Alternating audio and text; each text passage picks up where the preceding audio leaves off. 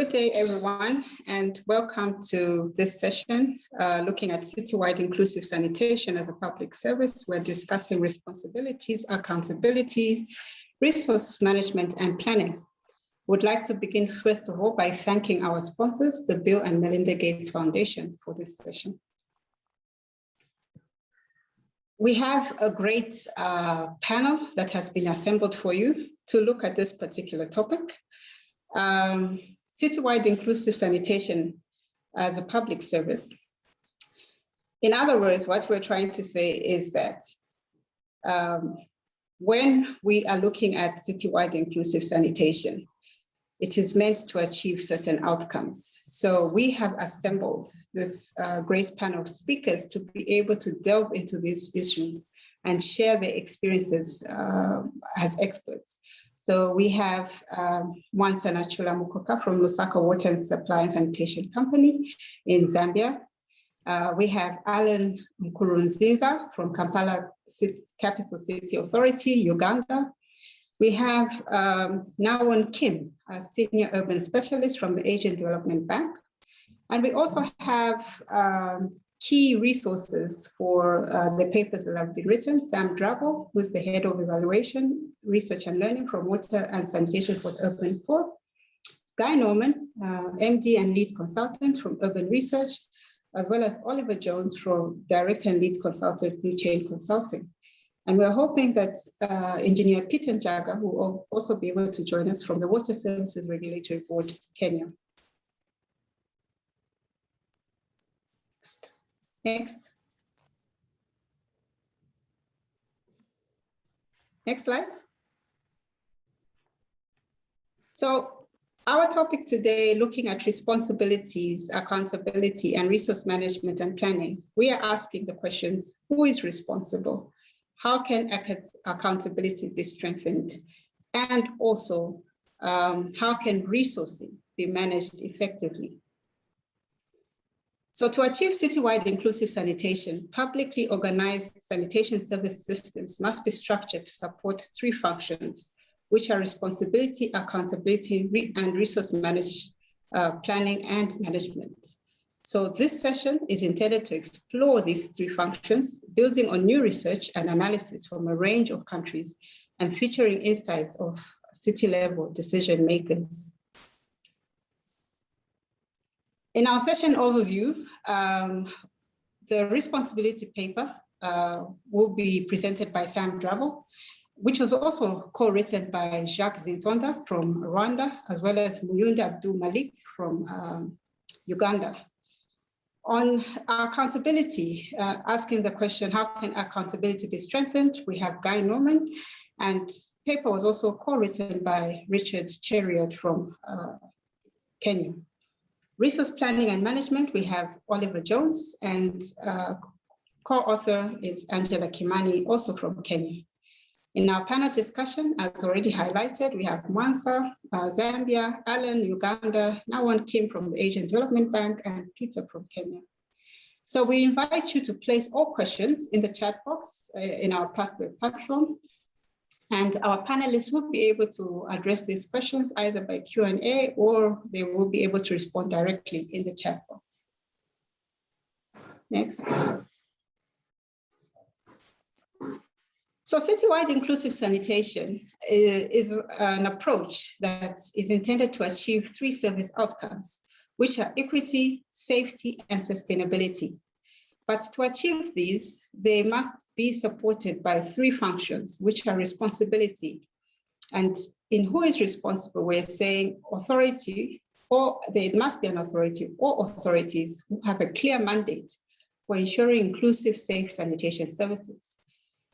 In strengthening accountability, we're trying to say that the performance is transparently monitored and managed with negative or positive incentives. In resource management and planning, we have to ensure that resources are managed to support implementation of the mandates and achieve goals across time and space. Next. So, until non-sewer sanitation is treated as a public service, including in informal settlements, we will not achieve citywide inclusive sanitation. So it must be inclusive, it must be sanitation for all. We cannot afford to leave anyone behind. As we discuss today's questions, think about your city. What is the mandated sanitation authority? So who is actually responsible in your city?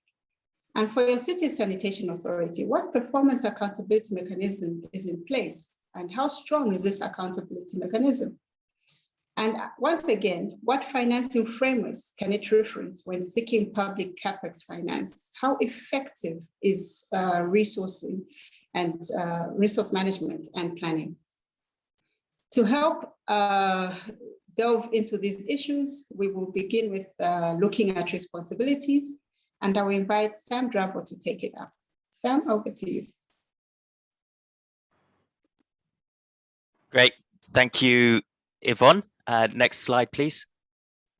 Okay, so I'm going to give just a rapid overview of key findings from the responsibilities paper. As Yvonne outlined, this was co-authored with Jacques Nzunda from RURA, the Water and Sanitation Regulator in Rwanda, and Muyinda Abdumaliki from the Ministry of Water and Environment in Uganda. And I also want to give a huge shout out to consultant Kathy Eels, who provided invaluable inputs to this paper. Next, please, Elizabeth. Okay, so the paper is based on a global mapping of over 30 countries to understand which authorities have the legal mandate for urban sanitation, and critically what is included in that mandate. So we built on that mapping and conducted key informant interviews with the experts within city authorities, regulators, and ministries. And what I'm about to present is really a synthesis of the perspectives of those experts who, of course, are dealing with these issues around urban sanitation on a daily basis. In terms of structuring questions, I just wanted to highlight that we were interested centrally in positive traits. So what generalizable traits can be identified to inform the design of urban sanitation mandates? But we're also interested in how mandated actors are executing those responsibilities. So aspects such as the service model, the business model, how is the mandated authority practically overseeing or delivering services next? Okay, so the global mapping identified 5 broad mandate structures. So at the global level, there are 5 broad ways in which responsibilities for urban sanitation are structured. The point I wanted to underline here is the distinction which we reflect on in the paper between integrated and split responsibilities. So we see here examples where responsibilities for sewered and non-sewered sanitation are integrated. That is to say, the same authority is responsible. And we see examples where different institutions are responsible for sewered and non-sewered sanitation respectively. In the paper, we provide 5 case studies. So we go into one example for each of these mandate structures and look at how services are being approached in each of those contexts. So those are Malaysia, Zambia, Uganda, Dhaka specifically in Bangladesh, and also Mozambique next. So we map how responsibilities are structured looking across the sanitation service chain in each of those examples, as well as providing the overall global mapping looking more broadly at how responsibilities map against the sanitation service chain. Okay, next. So the key message to take away from this research, if we were to take away one point, it is that responsibilities are not static. They can and are being revised. So multiple countries are already driving significant process. They are reviewing, reforming, rationalizing institutional responsibilities for urban sanitation.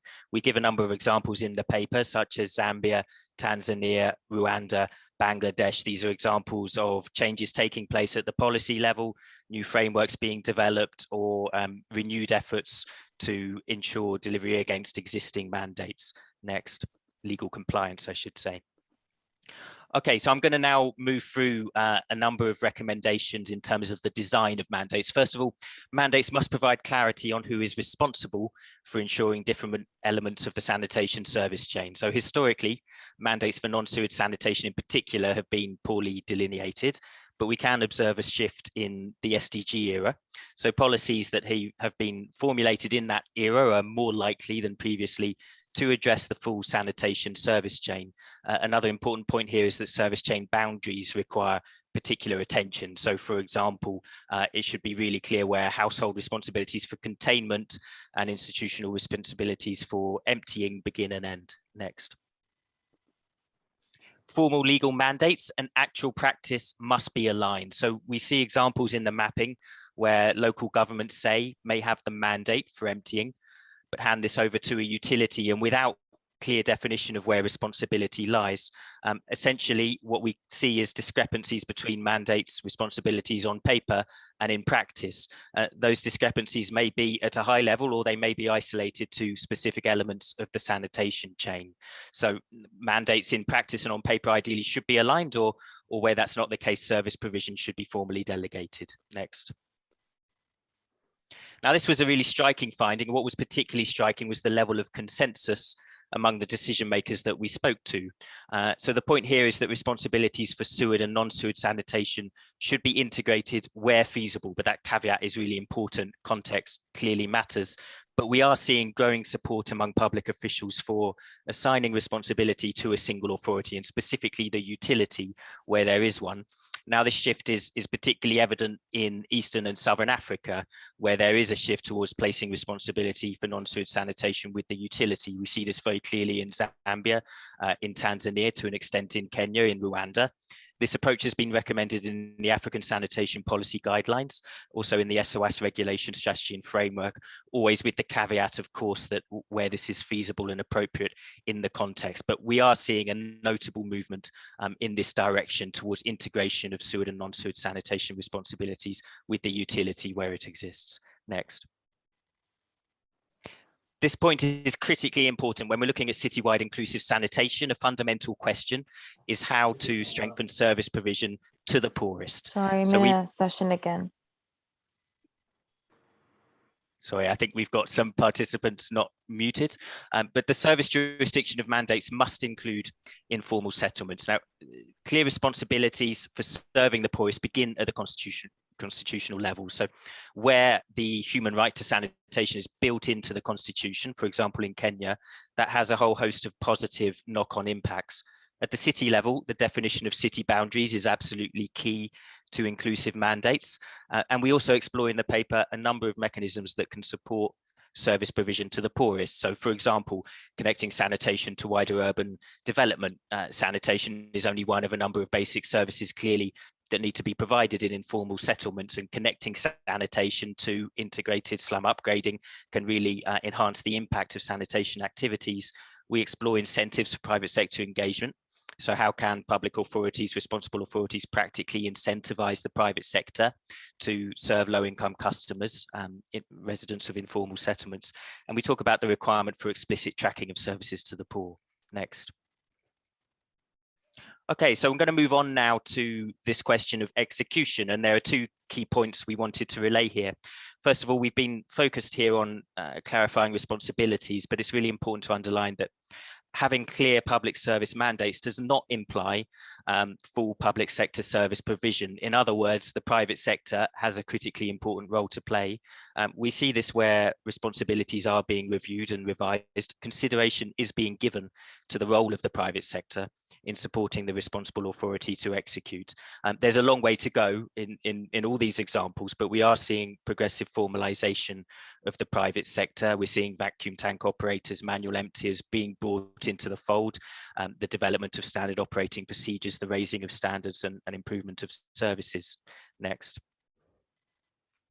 Second point around execution, there is a need for enhanced focus on the institutional mechanism for sanitation service delivery. So again, we've been focused here on clarity of roles essentially outside the responsible authority, but this question also applies within the responsible authority. Is it clear the institutional mechanism through which services will be coordinated or delivered within that mandated authority?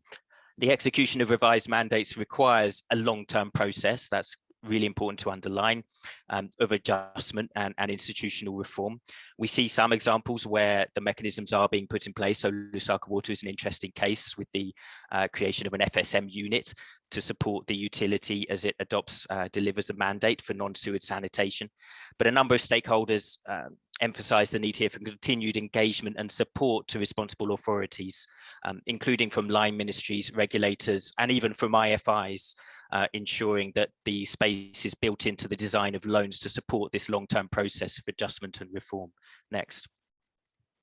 Okay, so to recap, and I've covered a lot of ground quickly there, but clear responsibilities are the foundation for CWISE, We're seeing countries taking active steps to review, reform, rationalize responsibilities for urban sanitation. Next.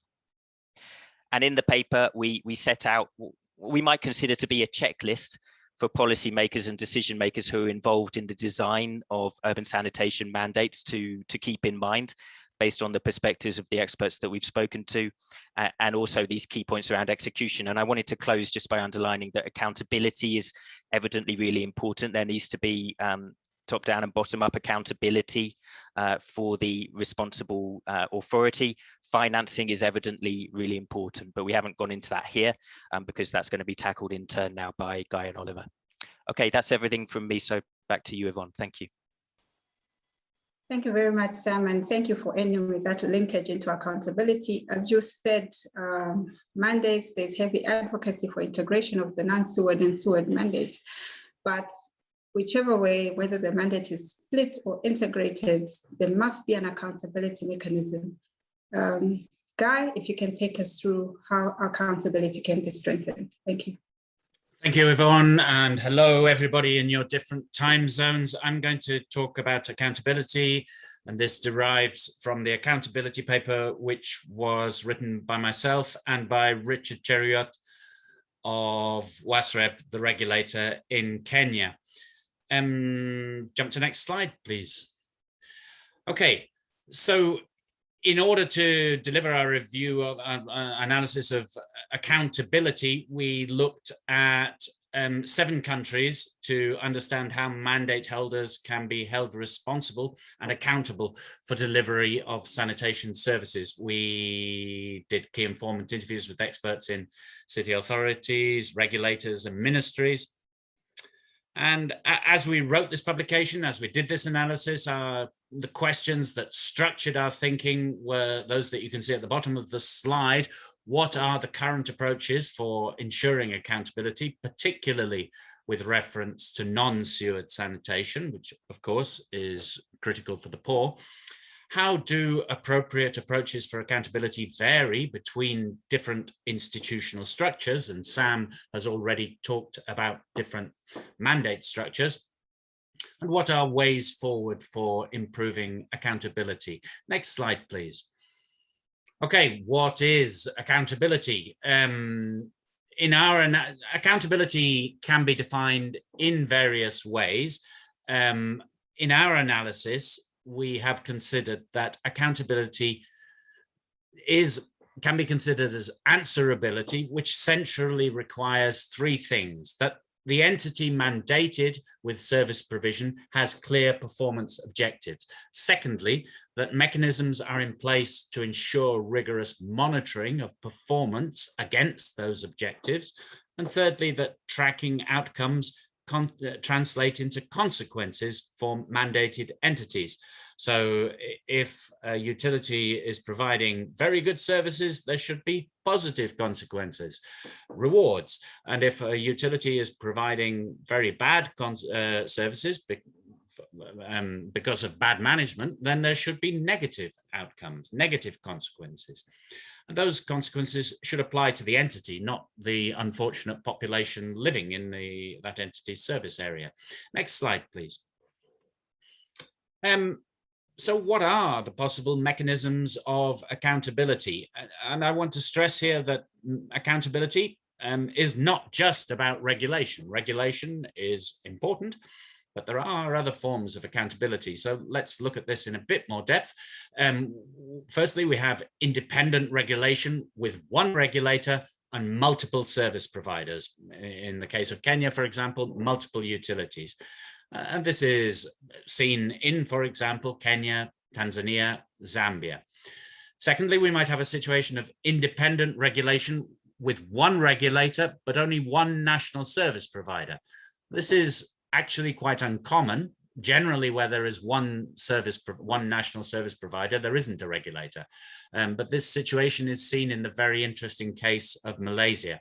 Thirdly, we may have ministerial regulation, which is similar to or often called regulation by contract. And again, this is often seen in countries with a single national service provider, such as Senegal and several other countries in Francophone West Africa.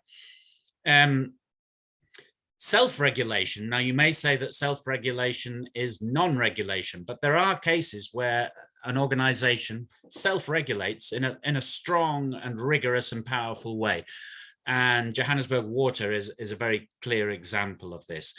1, 2, 3, 4. Fifthly, we have city ranking schemes and similar, and we're all aware of the city ranking schemes, sanitation ranking schemes in India, and somewhat similar models have been seen in Ghana. We should mention also customer complaint mechanisms that contributes to accountability, and wider mechanisms for citizen complaint, because of course, customer complaint mechanisms only work if you're a customer. If you're not. And finally, we have electoral accountability. If, for example, the municipality provides sanitation services and those sanitation services are rubbish, you have the option of voting the local government out of office. Next slide, please. So, the central finding of this analysis was that we see some significant progress towards increased accountability for non-sewered sanitation and sanitation for the poor. To give a few examples, the introduction of poor-specific indicators by Kenya's regulator WASREP, and Zambia's ongoing integration of desludging operators into the formal regulatory framework, and thirdly, strong instances of rigorous self-regulation, as we see in Johannesburg Water. And I really encourage people to take a look at that.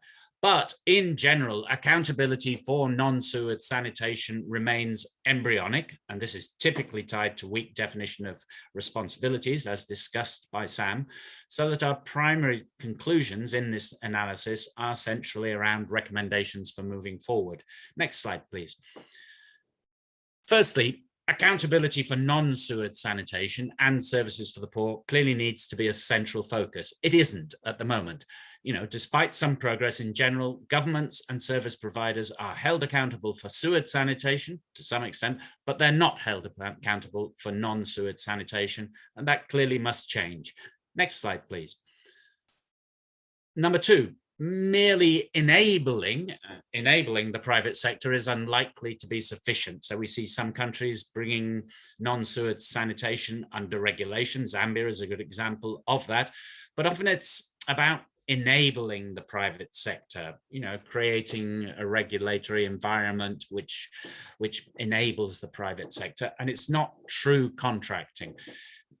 Arguably, true inclusion, true accountability requires direct public contracting of services from private operators. Next slide, please. Number 3, accountability for non-sewered sanitation needs to pay strong attention to containment. And we all know that there are septic tanks and latrines which look great, but in fact they're leaching pathogen contaminated waste to the local environment. There are very close links between the service provider responsibility for desludging and the household responsibility for containment. And these cannot be considered solely a household responsibility. It's complicated, and I encourage you to read the paper for more detail. Next slide, please. Number 4, strengthening transparency is fundamental for accountability, and it's a relatively easy win, regardless of the institutional structure, regardless of the institutional model. There can and should be collection and transparent publication of detailed data on sanitation service levels and service quality. We see some countries where that is excellent and other countries where it is not excellent. Next slide, please. And finally, demand should be viewed as central. And I'm here not talking about willingness to pay. I'm talking about something more fundamental, which is that in order for citywide inclusive sanitation to happen, people living in low-income settlements need to expect sanitation and demand sanitation as a public service. And this is one area where perhaps development partners can help. Next slide, please. So in conclusion, in a number of countries, including Zambia and Kenya, also other countries, we see very positive forward progress towards improving accountability for non-sewered sanitation and services for the poor. But it really is very early days. Much more is needed to advance accountability, particularly for non-sewage sanitation so that low-income urban dwellers receive a publicly managed service in the same way that less poor people are typically benefiting from a publicly managed sewerage service.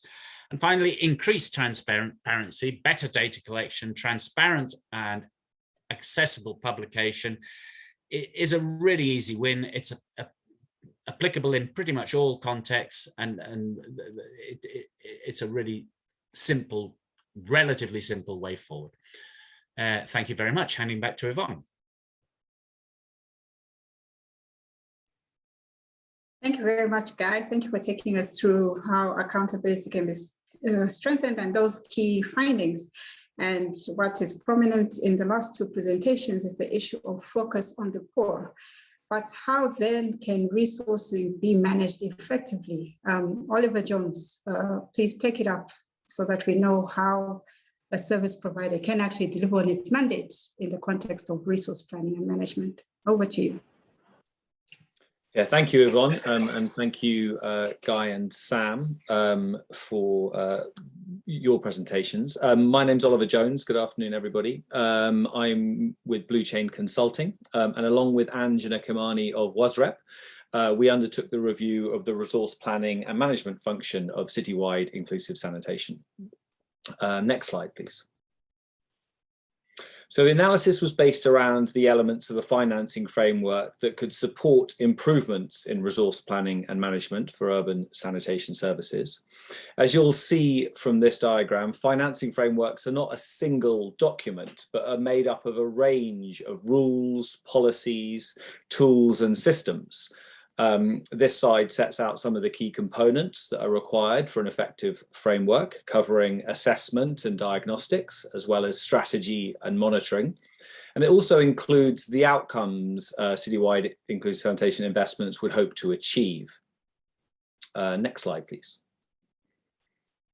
So the analysis was based on interviews with stakeholders in 6 countries and from a range of institutions, regulators, utilities, local and national government, and donors, similar to the other studies. And evidence was also drawn from other countries, including Cambodia, India, Philippines, I think Ethiopia as well. This table sets out the country's status against a number of indicators to show the progress of each country towards having a comprehensive and effective financing framework in place for urban sanitation. And the report sets out the country's experiences and examples of countries in a little bit more detail. But due to time today, I'm going to focus on the higher level findings. Next slide, please. So firstly, it's clear that financing frameworks are key to prioritizing public finance for inclusive sanitation outcomes. And respondents believe that financing frameworks needed to be guided from the top down through national targets and strategies, as well as principles and modalities. But they also needed to be influenced from the bottom up through local plans and taking local capacity into account, as well as listening to the needs and voices of the poor and the unserved. So effective investment planning requires a detailed understanding of service needs of different groups and costs related to the initial capital expenditure and ongoing operational expenditure to keep services running. But often the required data to do this analysis is lacking, especially for non-sewage sanitation services when you look across the supply chain, and for soft infrastructure, as I'll come on to talk about in a minute. The Citywide Service Assessment and Planning tool, which some of you might be familiar with, has been designed in collaboration with regulators and service providers to assist in evaluating a variety of options and prioritizing the most cost-effective to expand sanitation outcomes. And those aren't familiar, I'd advise to have a look at it. There's a link in the report. I'm sure you can find it online as well. And it should be clear that effective investment plans should also provide clear criteria for the allocation of resources across a range of competing options and constituents, as well as provide transparency for investment decisions made in the future. Next slide, please. However, a significant challenge the sector faces is that financing and investment decisions, asset ownership, and operations, as seen in this diagram, often sit with different stakeholders. These stakeholders have different priorities and different visions for how infrastructure and services should be delivered. And confusion over institutional roles and split sanitation responsibilities between sewered and non-sewered, as discussed by Sam, as well as weak fiscal decentralization, have proven can compound this issue. As a result, performance goals and incentives of different institutions often don't align. And this has a significant impact on how resources are raised, allocated, and spent. This also hampers efforts to hold financially disempowered institutions to account for spending decisions and investment results. Next slide, please. So achieving the right mix of finance is also critical for the long-term expansion of services, as well as this equity and viability of results. And while tariffs remain an important component of the financing mix, customer affordability and weak revenue collection impacts service authorities' ability to achieve full cost recovery. Furthermore, split mandates have proven to hamper cross-subsidies of tariffs, especially if authorities are new to non-sewered service provision, which can be particularly challenging to collect revenue from. It's clear that taxes need to make up a larger share of the financing mix, but they also need to be used more strategically to address inequality and stimulate other investment. And while commercial finance presents an opportunity to increase investment, it remains out of reach for most cities and is unlikely to be targeted at the poorest communities in most instances. Next slide, please. So where investment is allocated also needs to be reviewed, with greater emphasis on supporting national soft systems infrastructure alongside hard infrastructure. For service authorities, investment needs to be channeled to strengthen customer service, billing, and asset management systems. And where new non-sewered mandates have been taken on, resources also need to be allocated to support institutions to adapt to their new roles. And this could be through capacity building and building new relationships that are needed to deliver these services. At the national level, investment is required in regulation, infrastructure development departments, and monitoring systems to support increased accountability and transparency around investments. And governments and donors should allocate resources to support the transition needed to citywide inclusive sanitation. And this could include temporary subsidies to support the improved efficiency of both the public and the private sector. As Sam mentioned, the private sector still has an important role in these delivery. And my last slide, please. Thank you. So finally, the tracking of investment results is imperative, but currently overlooked by both lenders and borrowers. More and better data is needed to improve performance and drive investments, but output and investment data is often not captured, or where it is, it can't be aligned for analysis. This is something that TrackFID and other tools have tried to address, but in most countries, it's not yet been implemented extensively at the municipality level or for a broad range of sanitation services. As a result, planned versus actual results are not scrutinized with expenditure data, and failure is often not understood as a result of this. So tracking how investments have addressed rather than reinforced inequality in access is currently not effectively done in most cities. And furthermore, capturing medium-term outcomes such as whether investments result in services being expanded or improved or sustained over time should also be prioritized as we go forward. Tools have been developed to support the segmentation of service providers by performance and creditworthiness, and such approaches offer an opportunity to more efficiently and effectively allocate resources to support providers at different levels of maturity. It's worth looking at the World Bank's Utilities of the Futures tools if you're not familiar with them. But finally, investment planning would also benefit from having a learning orientation to ensure that the right incentives are in place to accommodate and learn from failure as citywide inclusive sanitation approaches are more widely adopted. Thank you very much. Back to you, Yvonne. Thank you very much, Oliver, for taking us through that. And to delve into these issues in a bit more detail, I'll invite the panel, and I'll begin with Mwansa. Mwansa, Zambia has been one of the countries that has been a forerunner in actually regulating non-sewage sanitation. And as part of that process, the responsibility has been handed to the commercial utilities to begin regulating this, to begin service provision for non-sewage sanitation alongside sewage sanitation. Now, how has been the clarification of responsibilities for urban sanitation during this process, and how has Lusaka Water actually managed this transition to begin now to have oversight for non-sewage sanitation? Over to you. All right, thank you so much, Yvonne. I think, like you've rightly put it, just this year we actually, and I think Guy mentioned it, we actually had our first revised national water and sanitation policy put up.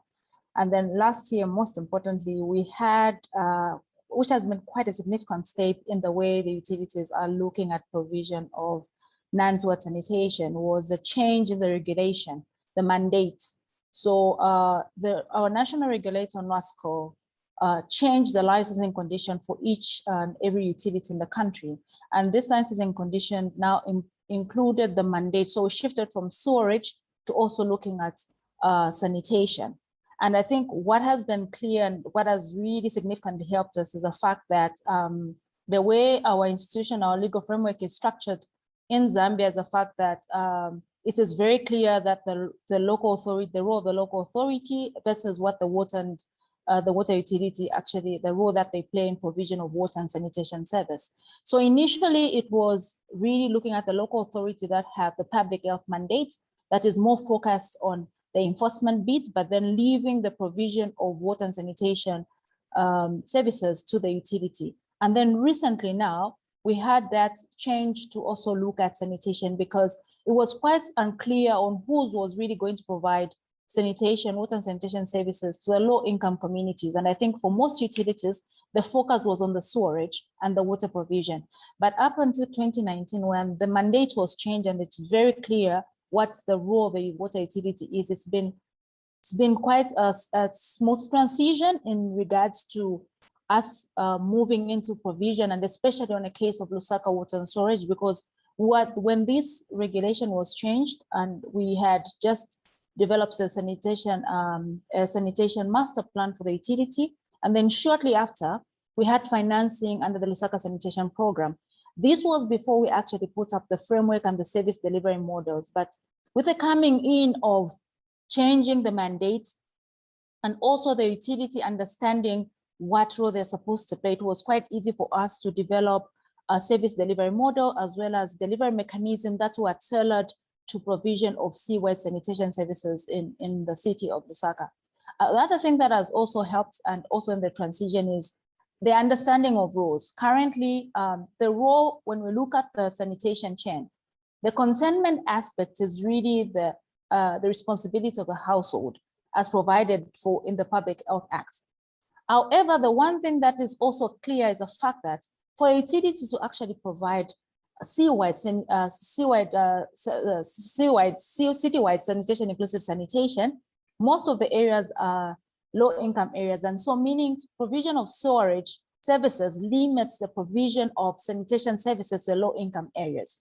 And what that did was the fact that despite the construction of household toilets being a mandate for households, we have had great discussions with the local authorities, with the ministry, as well as the regulator, to actually assist the utility to look at the construction of household toilets as a public good aspect. In that, then that helps the utility to have an effective FSM business. Because I think for most cases and for most countries in Africa, we realize that the containment facilities are not really up to standard, or these are not facilities that will be easily emptied.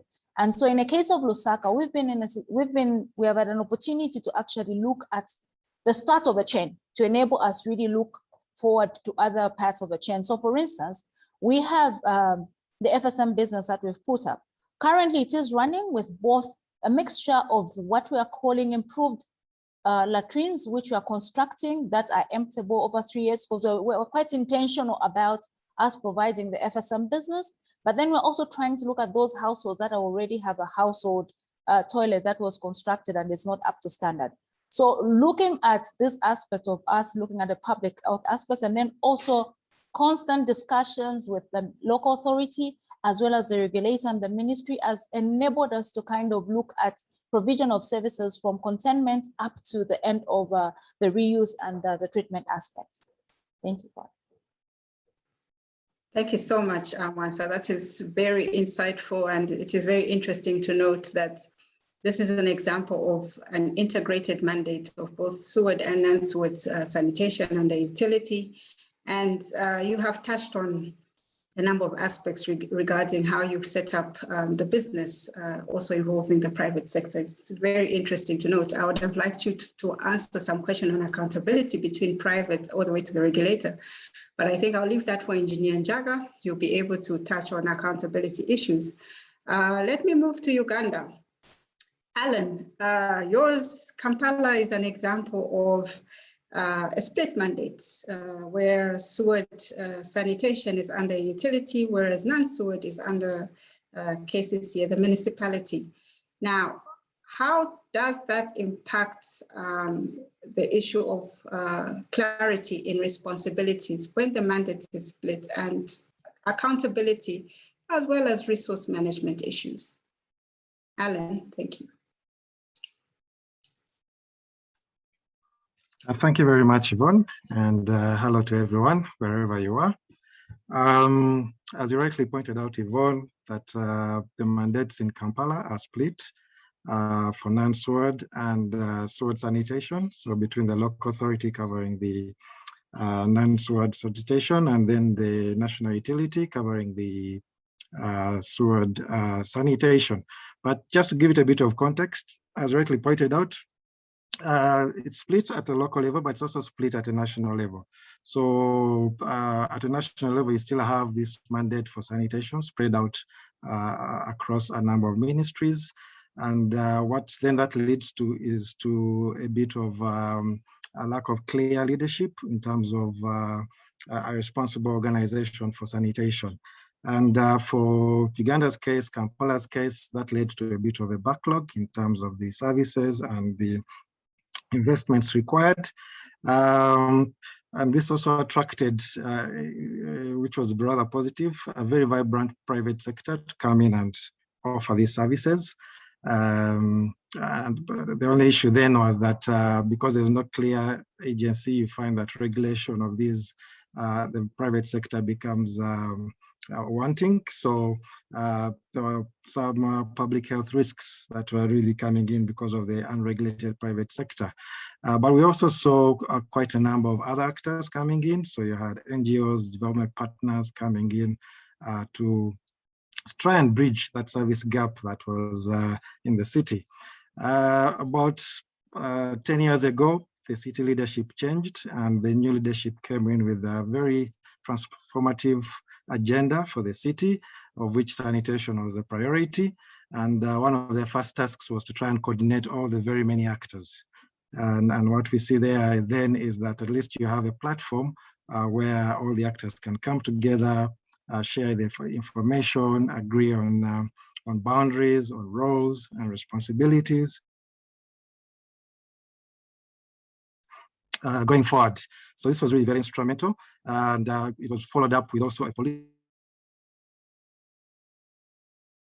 political forum for mayors, where again they get to share all the get to exchange these ideas and conversations about how sanitation can be improved citywide. So what we are now seeing as a result of all of that was a conversation about the clear roles and mandates for sanitation across the whole city.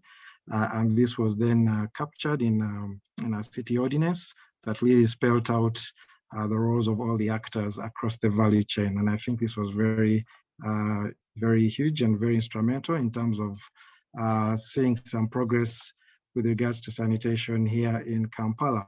But it didn't stop only at that. We also saw the conversation move on a bit to joint planning. So right now we have a citywide sanitation strategy that is aligned to both national and international protocols that really spells out and articulates the vision of all the actors on how they would wish to see the SDG targets, for instance, achieved in Kampala as a starting point. So when you're talking about planning, you're talking about monitoring, how you track that progress going forward, and also different levels of how that can be tracked at a city level, at a municipal level, going down.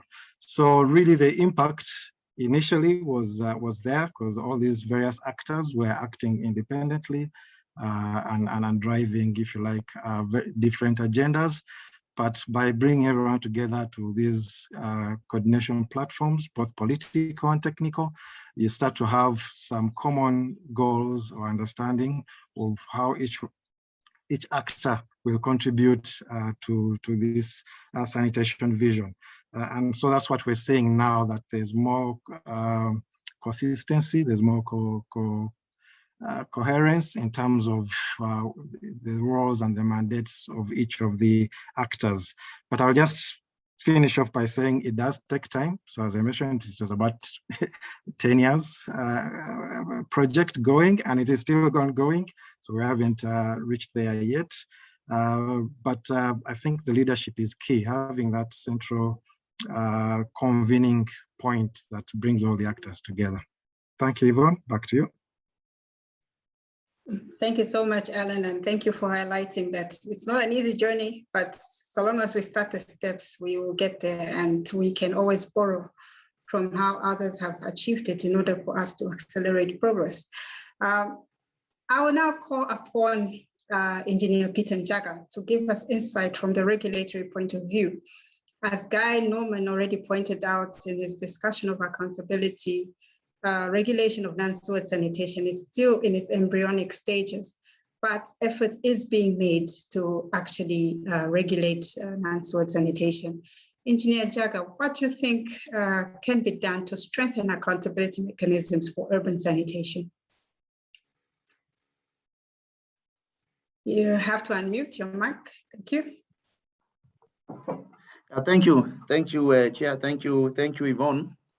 As you've rightly said, non-sewage sanitation is still at the infancy stage. In the Kenyan situation, there's still a lot of work that needs to be done. One, we need to have it, bring it to the policy level, because what we did in the past, the policy level, the documents only recognize the sewer sanitation, but there was no emphasis on non-sewer sanitation.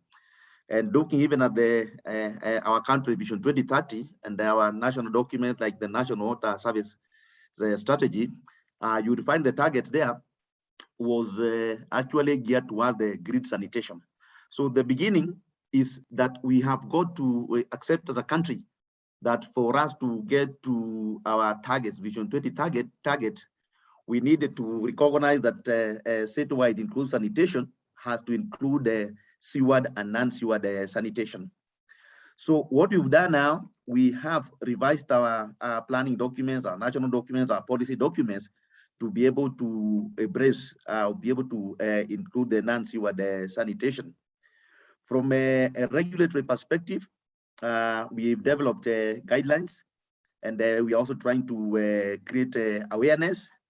And we are now also beginning to report annually on the coverage with respect to non-sewer sanitation, but still at infancy stage.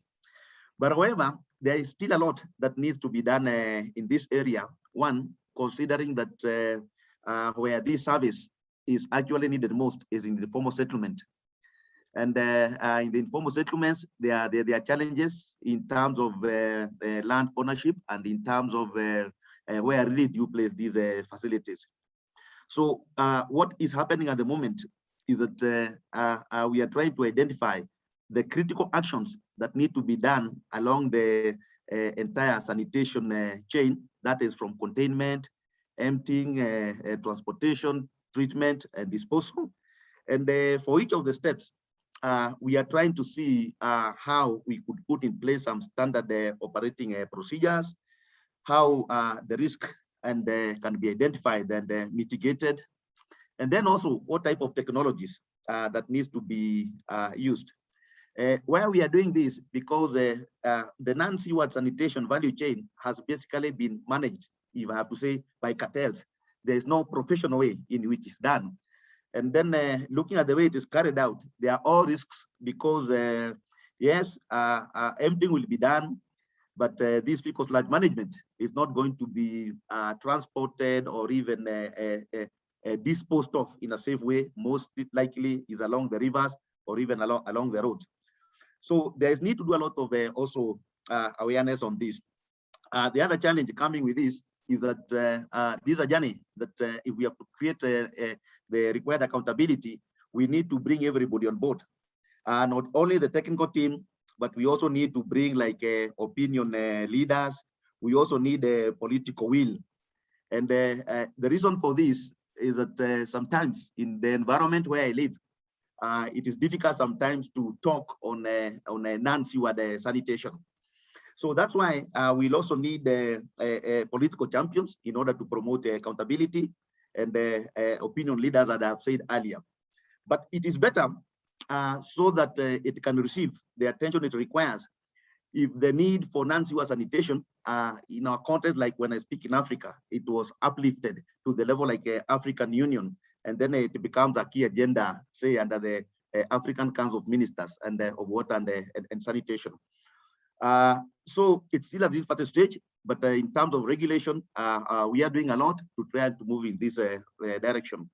Lastly, I want to add is that as a country, we did have a sanitation policy, and it is now being developed and is at very advanced stage. Thank you.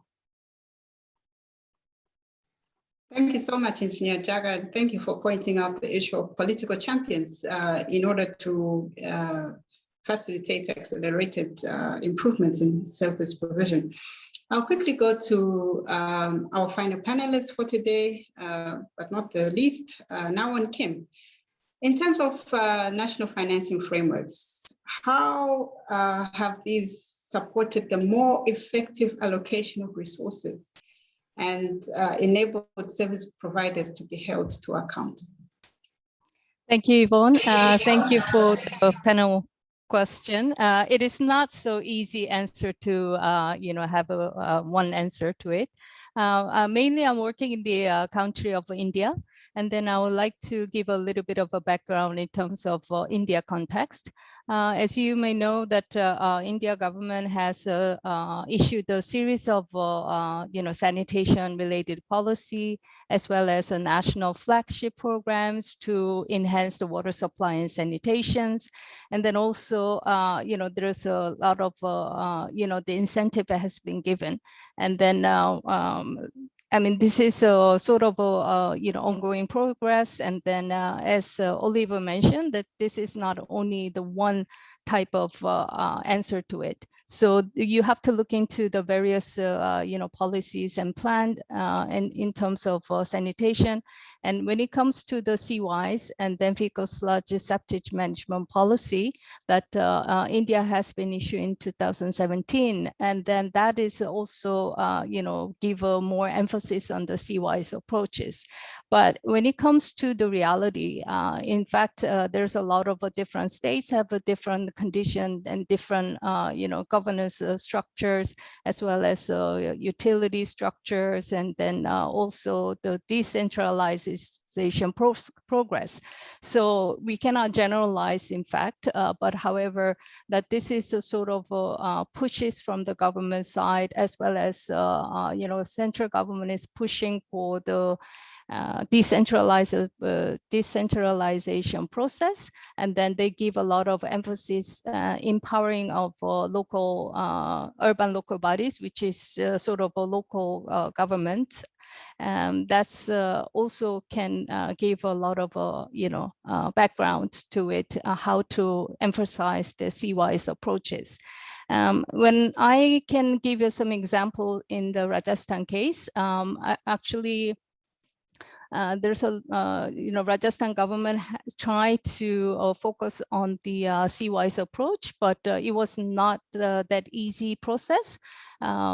When it comes to the national policy, they adapted, and then, the state government plays a very important roles in terms of setting up the sanitation assets. But because of the decentralized process, they try to transfer the asset created by the state government to the ULB, but the ULB does not have a strong capacity. So that is a sort of a difficult time to have a smooth transition. So it comes to the smaller types of ULBs, for instance, that is much more difficulties. But we've been working with Rajasthan government for many, many years. And then one of the approach that we provide, thanks to the Bill and Melinda Gates Foundation, we provide a grant to focus on the FSSM, particularly when we work in the smaller town that does not have enough density in terms of sanitation, sewer sanitation, the system building, because it's not cost effective. So through this grant, they provide, 3 FSSM system in the small, medium town. And then from that success, and then also the demand from the public, and then the state governments recognize that the benefit of having a FSSM. So right now that we are working on the designing the loan project, but actually the state government is a pioneer and then wants to scale it up, and then having their perspective completely switch from the centralized sewer system to the decentralized system. So there's a lot of a different combination and then driving forces to really enhance the C-wise approaches. So this is a sort of the background that I would like to give. Thank you, Now and Kim. Thank you so much for that interesting background. We would have liked to ask more questions and delve into these discussions a little bit more. Unfortunately, we're out of time. We'll just wind up this session. And thank you so much to the panelists. Thank you to our paper presenters, to the co-authors, to everybody who's been involved in this process. We just have a few calls to action as we end this session. We have said that citywide inclusive sanitation as a public service, to achieve this, sanitation services must be organized into public service systems. It means responsibilities for sewer and non-sewer sanitation should be integrated within one responsible authority where feasible. There should be clarification of public service mandate, so that does not imply, the clarification of public service mandate does not imply full public sector service provision. There is space for the privates to be able to operate within this space. Accountability for non-sewer sanitation services and services for the poor merits special focus. This has been consistent across the 3 papers in terms of focus for the poor. Financing frameworks are key to prioritize public finance for inclusive service outcomes over infrastructure inputs and regressive subsidies. And finally, investment in national system soft infrastructure must accompany financing for hard infrastructure, particularly investments in data and data systems. Next. Next slide, Elizabeth. So our paper series, we have 2 parts to this paper series. The first part was short forms, which can be downloaded from the SAWA's website. The long forms, which have been the basis for today's session, will actually be available online under the same link, but you'll only be able to get a sneak preview. And we will be able to get into more details of the papers next week, 13th October. Join us for a webinar. You can find the link on the SAWA's website under events as we launch the long form of these papers. So once again, thank you to our sponsors, the Bill and Melinda Gates Foundation, and thank you all for joining us today. Have a good day.